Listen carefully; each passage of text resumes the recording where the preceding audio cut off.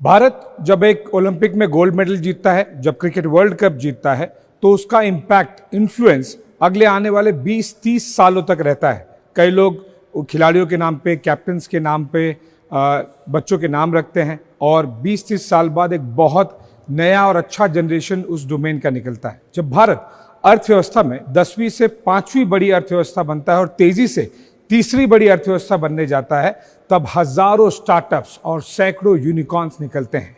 और इसी तरह से चाहे वो खेल हो या फिर अर्थव्यवस्था, जिसका इन्फ्लुएंस अगले आने वाले कई दशकों तक रहता है, ऐसा ही एक डोमेन भारत में पिछले कुछ सालों में बहुत तेजी से सुर्खियां बटोर रहा है और वो है स्पेस डोमेन।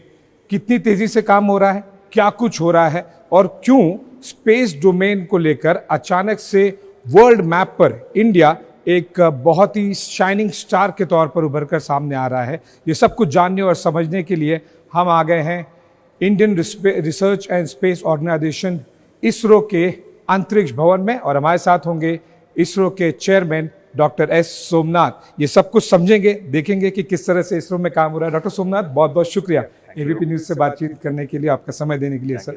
डॉक्टर सोमनाथ, हम इस गैलरी में वॉक भी करते हैं और आपके साथ में कुछ प्रश्नों के उत्तर भी जानेंगे। मैं दर्शकों को दिखाना चाहूँगा, यहाँ पर इसरो का इतिहास भी है, यहाँ पर इसरो का वर्तमान भी है और यहाँ पर इसरो का भविष्य भी दिखता है। हालांकि ये बहुत छोटी सी दीवार है इसरो के पूरे इतने बड़े इतिहास, बड़ा वर्तमान और बहुत बड़े भविष्य को समेटने के लिए, लेकिन फिर भी हम जब तक डॉक्टर सोमनाथ कई प्रश्नों के उत्तर देंगे, आप तस्वीरों के जरिए इस इसरो के इस वॉल को देख भी सकते हैं। डॉक्टर सोमनाथ, सबसे पहले तो मैं चाहूँगा कि अगर आप हमारे दर्शकों को कुछ अपडेट दे सकें कि गगनयान को लेकर क्या कुछ प्रोग्रेस हो रहा है, आदित्य L1 को लेकर क्या प्रोग्रेस हो रहा है।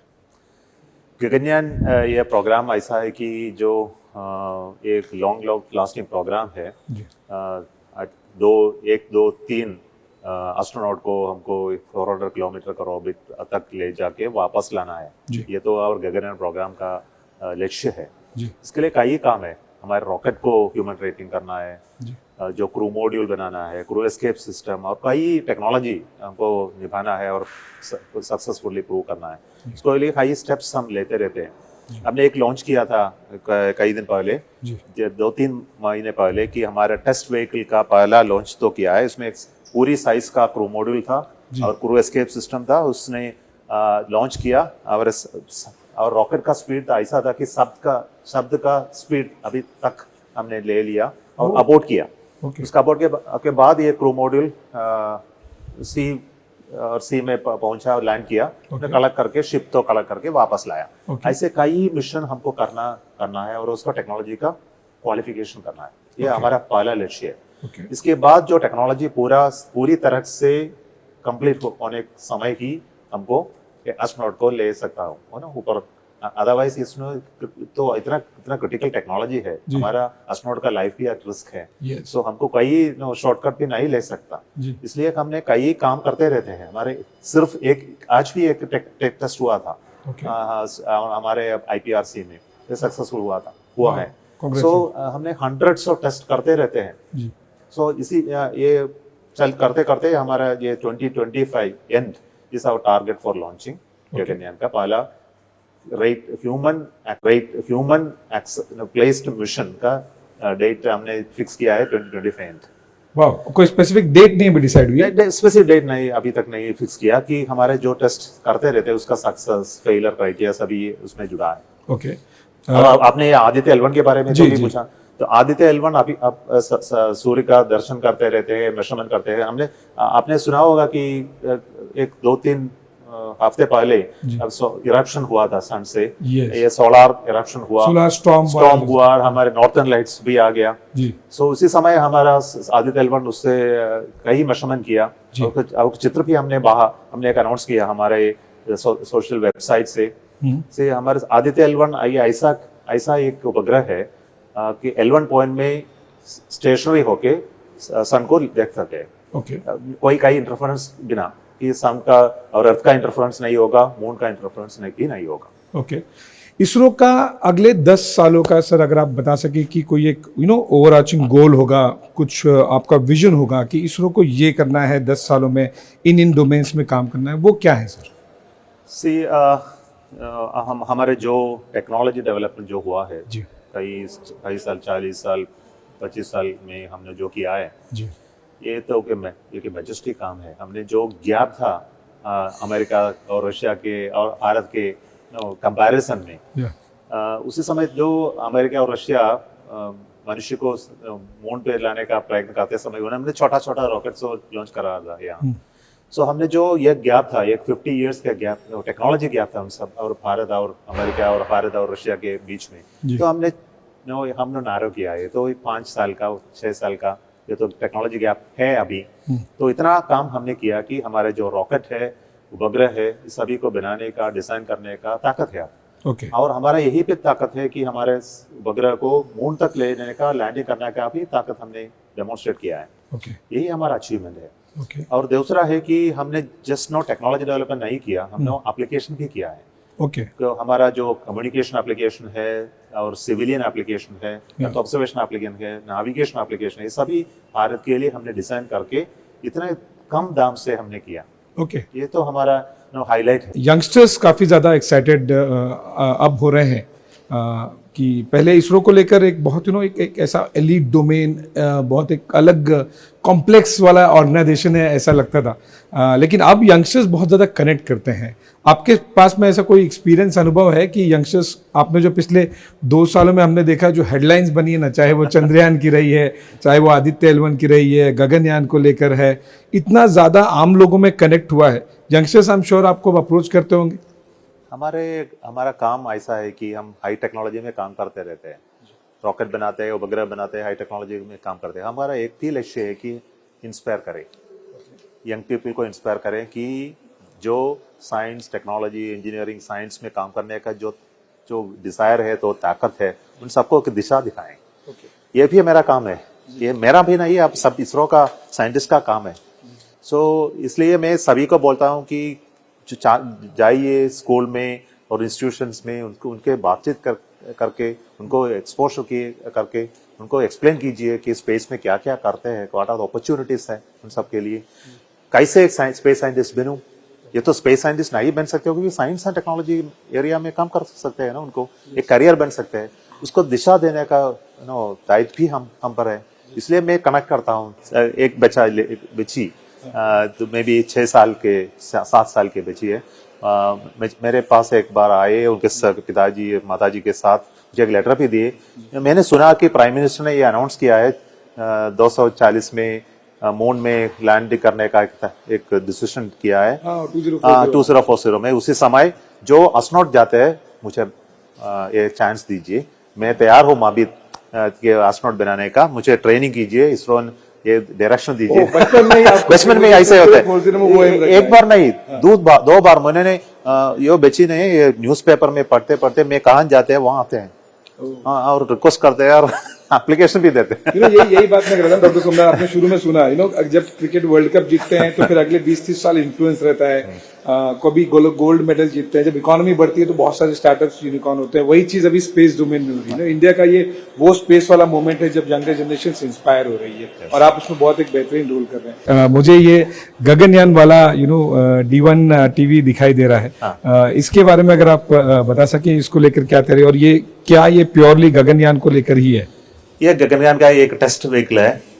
ये टेस्ट व्हीकल आपको देखा होगा कि ये डायमीटर ऊपर वाला का डायमीटर तो ज्यादा है, उसके अंदर हमारा क्रू मॉड्यूल रखा है, सर्विस मॉड्यूल का एक पोर्ट भी है।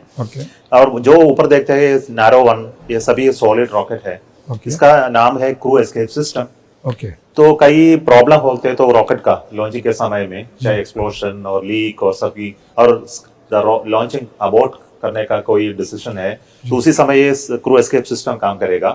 और क्रू मॉड्यूल को वहां से लेकर 2 किलोमीटर दूर तक ले आ सो के जो रॉकेट एक्सप्लोजन के आसपास नहीं होगा वो। उसके बाद पैराशूट के सहारा ये क्रू मॉड्यूल लैंडिंग करेगा। बाकी जो वर्ल्ड की स्पेस ऑर्गेनाइजेशंस हैं उससे इसरो बहुत सस्ते में बहुत कॉस्ट इफेक्टिव तरीके से उससे बेहतर काम और प्रोडक्ट निकाल लेते हैं। सर इसके बारे में अगर आप बता सकें कि हम इसरो कैसे इतना वही काम या उससे बेहतर काम जो वर्ल्ड के अलग स्पेस ऑर्गेनाइजेशन कर रहे हैं वो आप सस्ते में कैसे कर ले रहे हैं? इसका कई टेक्निक है।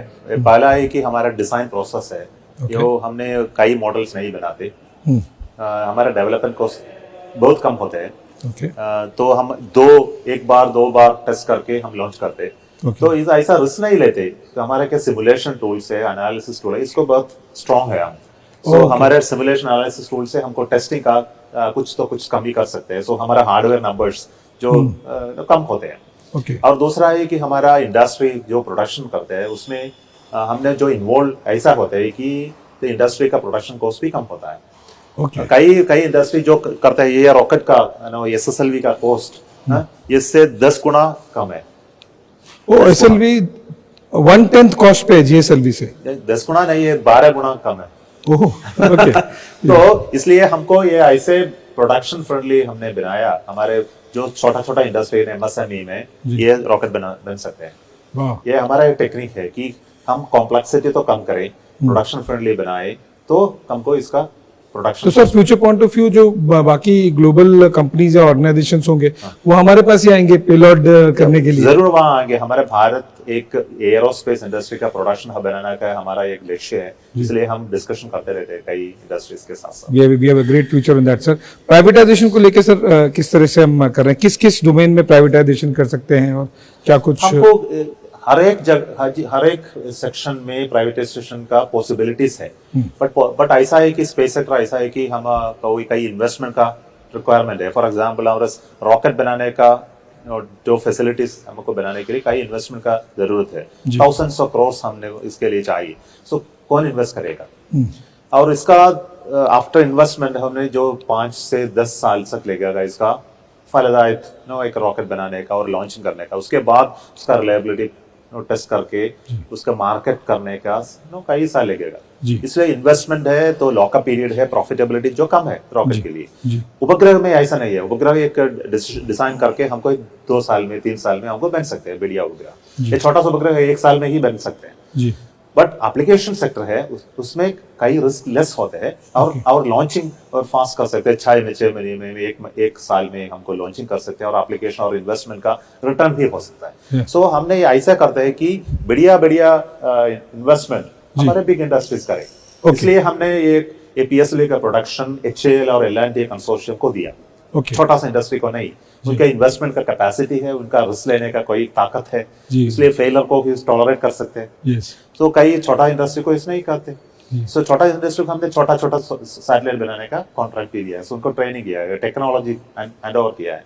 सर स्पेस कमांड को लेकर बहुत चर्चा रहती है। मैरीटाइम कमांड होगा, ये कमांड वो कमांड, बहुत वहाँ पे चर्चा चल रही दिल्ली में। मैं जानना चाहूंगा स्पेस कमांड प्रैक्टिकली पॉसिबल नहीं है इसरो के कोऑर्डिनेशन के बिना। आई अंडरस्टैंड आप बहुत ज्यादा उसके बारे में बात नहीं कर सकते, लेकिन एक जनरिक अगर आप बता सके कि स्पेस कमांड को लेकर इसरो का कितना इन्वॉल्वमेंट होगा, आप किस तरह से आर्म फोर्सेस के साथ कोऑर्डिनेट कर रहे हैं? हमारा ये दायित्व है कि टेक्नोलॉजी डेवलपमेंट करें। इसरो में हम जो करते हैं कि स्पेस बेस्ड टेक्नोलॉजी का डेवलपमेंट करें। सो टेक्नोलॉजी कई तरह का टेक्नोलॉजी है। एक है ऑब्जर्वेशन का।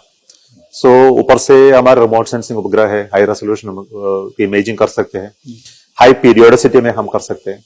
सो हमको ये इंफॉर्मेशन जो हमारे स्ट्रेटेजिक साइड को दे सकते हैं।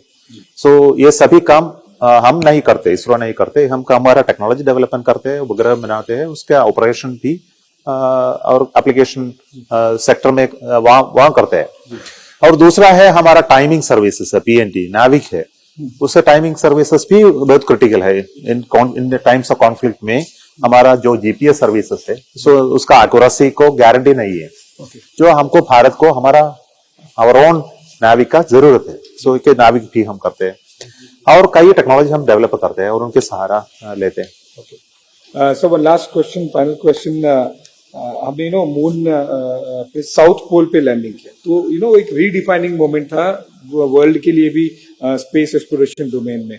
ऐसा कोई एस्पेक्ट है जो इंडिया जिस पर काम कर रहा है, जिस पर इसरो काम कर रहा है, जो अगले आने वाले कुछ सालों में स्पेस एक्सप्लोरेशन डोमेन में भारत का रीडिफाइनिंग मोमेंट हो सकता है? क्या वो ऐसी एक या दो कुछ चीजें अगर आप बता सकें। जो प्राइम मिनिस्टर ने अभी अनाउंसमेंट किया है हमारे विजन अमृतकाल में, उसमें कई एलिमेंट्स है।